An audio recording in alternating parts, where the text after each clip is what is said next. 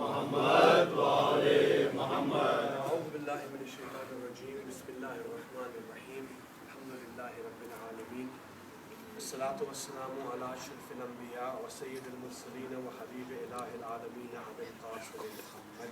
Allahumma salli ala Muhammad wa ali Muhammad. بيته الطيبين الطاهرين المعصومين منتجبين المنتخبين المظلومين الغرر الميامين سيما بقية الله في الأراضين وحجته إلى الخلائق أجمعين سيدنا وإمام زماننا وصاحب نعمتنا وولي أمرنا مهدي هذه الأمة وطويس أهل الجنة الحجة ابن الحسن العسكري كلاه وأرواح العالمين صلوات اللهم صل على محمد وآل محمد.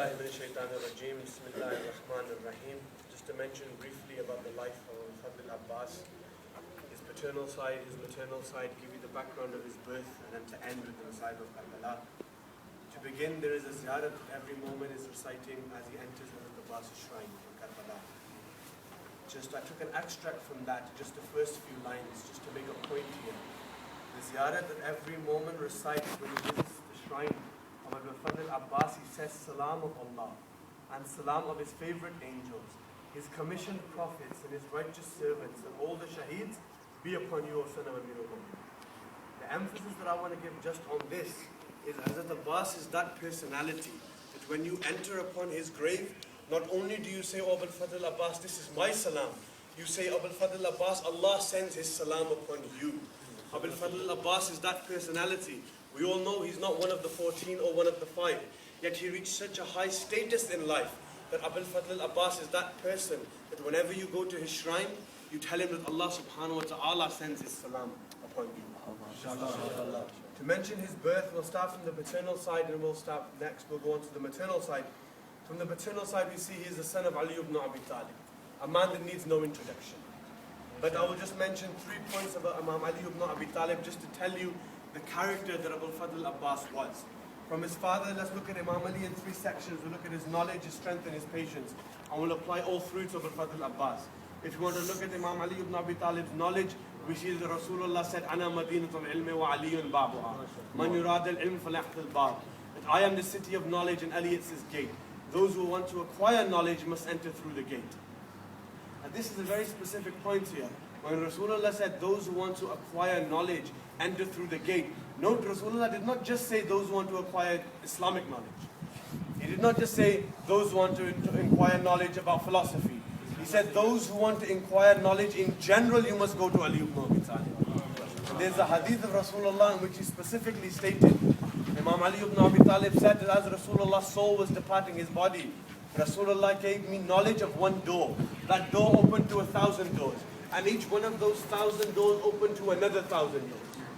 If you take all the knowledge of human beings today, 7 billion humans on this earth right now, if you take every single person's knowledge and you sum all his knowledge up in one category, that's not even one of the door of the thousands and thousands of doors of Amir al-Mu'minin Ali ibn Abi Talib. So this is Hazrat Abbas' father in terms of his knowledge. You want to look at his strength, we just look at Khaybar. Imam Ali is that person that when the Muslims wanted to achieve victory in Khaybar, a gate that it took 40 men to lower, Ali ibn Abi Talib alayhi salam, with one hand, managed to lift that gate from the hinges and remove it. That is the strength of Ali ibn Abi Talib. And just to look at his patience, to look at his obedience to Allah subhanahu wa ta'ala, we look at him in the Battle of Khandaq. When Amr ibn Abdud al-Amri was getting defeated by Amir al-Mu'mineen and he was on the floor, Imam Ali ibn Abi Talib was about to kill him. An act done by Amr was he spat in the face of Amir al-Mu'mineen. Now, any normal person in this situation, what would he do? He would take his head off his body. That is the normal human reaction. But Ali ibn Abi Talib walked off from Amr, took a walk, came back after a little while, and then removed his head. Someone asked him, Ya Amir al-Mu'mineen, why did you do this? He said, I fight fi sabilillah. I fight for the purpose and to make Allah subhanahu wa ta'ala happy. When he spat at me, he gave me enmity towards him.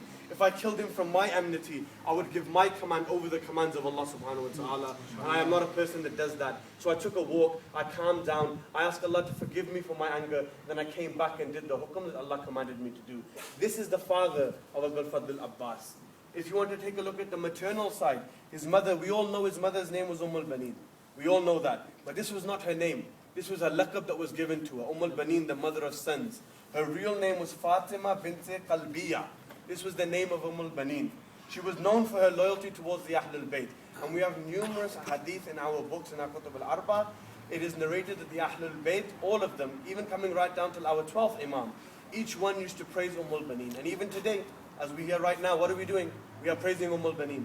So she was that character and that personality that was praised from the best of men.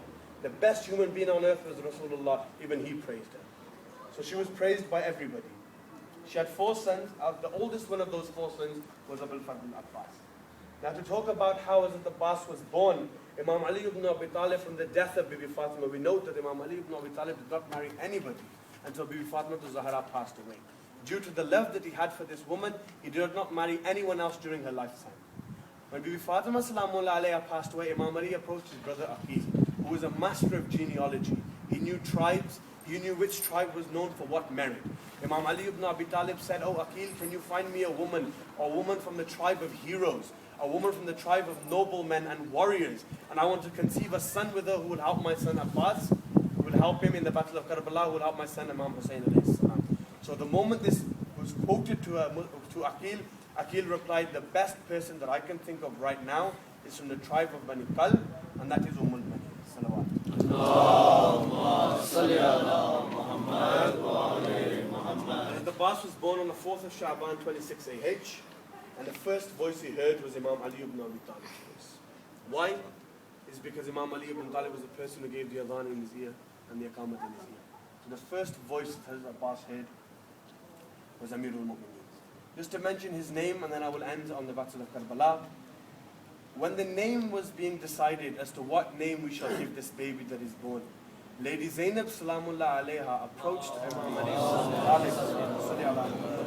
Ali and she said, "Father, what name have you thought about this boy?" Now I'm going to give you 2 meanings of his name. I'm going to give you his literal name, then I'm going to give you the linguistic meaning of his name. But to begin with the literal name of Hazrat Abbas, why was he called Abbas? It was when Lady Zainab questioned her father as to what name are you going to give this baby. He said, this Imam Ali has been quoted as saying, Imam said, since he will be frowning in the faces of evil and in the faces of wrongdoers, I shall name him Al-Abbas, which means the frowning. And then he gave him a nickname, Abul Fadl, which means the father of virtues. This is the literal meaning. But to look at the linguistic meaning of Abul Fadl Abbas, it has been narrated by a person who's got the name of Ibn Manzoor. He's written a book as a dictionary. It's the world's most famous Arabic dictionary. Every Arab, when they want to know the meaning of a word, they go to this dictionary. This dictionary is called Al-Ain. This is what it's called if anybody wants to check it. In there, he has given the definition of the word Abbas. And it's an amazing. He says Abbas is the definition, is the lion that other lions fear in this game. That is the definition of Hazrat Abbas's name. Salawat.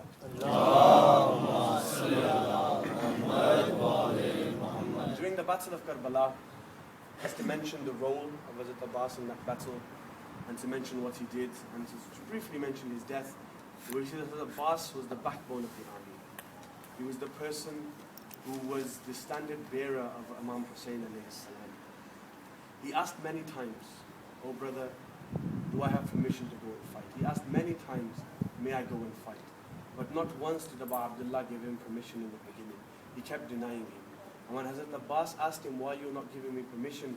he repeated again and again and again. He said, "How can I let you go without you? What will I do? I left on this basis that you are with me. When you are gone, O Abbas, I will feel lonely. Who will I have to support me? O Abbas, you have Zainab who has the veil. She left the city of Medina on the basis that Abbas is with me. If you go, O Abbas, who will protect the veils? Who will protect the women? Who will protect the children? O Abbas, I cannot let you go to fight." So Abbas tried many times to get permission to go to battle, but his permission was not granted. Finally, the question is, how did Abbas go towards the battlefield? Sakina Salamullah alayha approached her uncle Abbas, and she said, "Oh uncle, I am very thirsty. It's been many days since we've had water. The children are approaching me and asking me to ask you to get some water. Is it possible that you could get us some water?" Hazrat Abbas said, "I will ask your father permission." When he approached Abu Abdullah, he said, "Abu Abdullah, if you're not going to give me permission to fight, okay, fair enough. But now your daughter has approached me and she's asked me for water. I have to respond to this call. I cannot leave this unanswered." So Imam Hussain a.s. said, "You have permission to go, but you do not have permission to fight. O Abbas, give me your sword." Imam Hussain took the sword from Abbas and gave him a spear to defend himself. And he said, now go and get water for my daughter. Hazrat Abbas descended the horse and he began to march towards the river Euphrates. Now we have narrations about this. When Hazrat Abbas was approaching the river, he came in such a ferocious way that everybody thought that this was Imam Ali ibn Abi Talib in the Battle of Khaybar. This is the approach that Hazrat Abbas made. So when Hazrat Abbas was marching towards the river, all the army moved from its position. And Hazrat Abbas managed to get towards the river. Here we have the biggest example of patience from Hazrat Abbas. When Hazrat Abbas approached the river Euphrates, or Nahr Furat, when he approached it, he took his horse to the side and he got into the water. As he filled in the container that he had, the musk, as we all know, when that was filled with water and it was back onto his horse, he filled the water and he put it into his hands. Now nobody would have said to Hazrat Abbas, why did you drink? In history, no one ever would have questioned Hazrat Abbas for drinking. Yet Hazrat Abbas, when he saw that water and he looked at it, he thought about the thirst of Abu Abdullah. He thought about the thirst of Sakina. He thought about the thirst of Lady Zainab. He thought about the thirst of Ali Yasir, who was a 6-month baby. And Hazrat Abbas did not drink water. Now this is something that's not easily done. To be able to have water in your grasp and not to drink that water, it's not an easy thing. So Hazrat Abbas did not drink that water. That shows his loyalty and his patience to Abu Abdullah al-Hussein. He threw the water back down and said, I will not drink until my master has drunk. Note I said master. We're going to finish on this. He said, note that my master has not drunken yet. I will not drink until he drinks. He ascended his horse again, and now about the alam, he was carrying the alam with him. As he was marching back towards Umar Sa'd, la'natullahi alayhi, ordered one man to hide behind a tree. As Hazrat Abbas was going back towards his tents, he came from the left side of Hazrat Abbas and he struck his left shoulder. Hazrat Abbas's left shoulder fell off his body towards the ground. When Hazrat Abbas's body fell, note that the alam was in his left hand, he moved it towards the right hand. Why did he move it? Because this alam was the standard of the army. In the times of Arabia, as long as this alam is standing, just note that the army is standing. So Hazrat Abbas tried to get this alam to stay standing as long as he could. When his left arm was severed, it came to his right arm. When his right arm was severed, he held it between the horse's hooves. He kept that alam as high as he could. He kept the water and the alam. Two things he kept. But unfortunately, there came a time when a person from behind fired an arrow into the back of the head of Abbas. When the arrow hit him, Hazrat Abbas lost consciousness and he was about to fall. The alam fell, the water fell, an arrow went through the water. Sakina's thirst is just finished now, he's not going to be here. Water has fallen. Hazrat Abbas is about to fall from a horse. We've all read in narrations that whenever a person falls, what does he do? He uses his hands as a base when he lands. Hazrat Abbas is that person who didn't even have any hands. When he fell straight onto his face. The sons of Karbala fell onto his face. As he fell to the ground, commotion arose. Everybody said, let's kill him. They started firing arrows towards Hazrat Abbas's body. They started throwing rocks at Hazrat Abbas's body. They started torturing his body. And it got to a stage where Imam Hussain heard the salam of Abbas where he said, Assalamu alaikum ya Abu Abdullah. Imam Hussein's backbone had broken. It was hard for him to get to the horse. Imam Hussain got onto the horse and he rode towards Hazrat Abbas. And Imam Hussain was arriving towards Hazrat Abbas. The people moved away to the side. Now Hazrat Abbas had an arrow in his right eye and he had blood in his left eye, so he couldn't see. And the unconsciousness that he was feeling, his mind, he couldn't really understand where he was. He didn't know what was going on. When Imam Hussain approached his body, he actually made a statement. He said, I don't know who you are, but whoever you are, please don't kill me. Please wait for my brother Abu Abdullah to come first because I want to see him. I want to say Fi Amanullah to my brother first.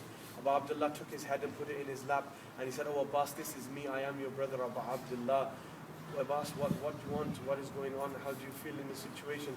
Hazrat Abbas says, I have one wish. He says, when I came to this world, the first person I saw was you. We have narrations that tell us Hazrat Abbas did not open his eyes until Imam Hussain lifted him up. So until Imam Hussain lifted him, he did not open his eyes. He wanted to close his eyes with that same niyat. He said, Abu Abdullah, I want to see you in order for me to close my eyes. He says, oh Abbas, can you not see me? What's going on? He says, I have an arrow in my left eye and I have blood in my right eye. Either remove the arrow or remove the blood. The blood was removed from Hazrat Abbas's eyes and he laid his eyes upon Abu Abdullah. Abu Abdullah said, Abbas, now I have a request as well. He said, all my life you have called me Akka, you have called me Master, you have called me Mawla, but not once have you called me your brother. Oh Abbas, can you please call me your brother? He said, my mother did not give me permission. My mother told me that I'm not allowed to call you brother because you are the masters of the youth of paradise and we are nothing compared to you. Imam Hussain said, being the Imam of the time I am giving you hukum to call me your brother.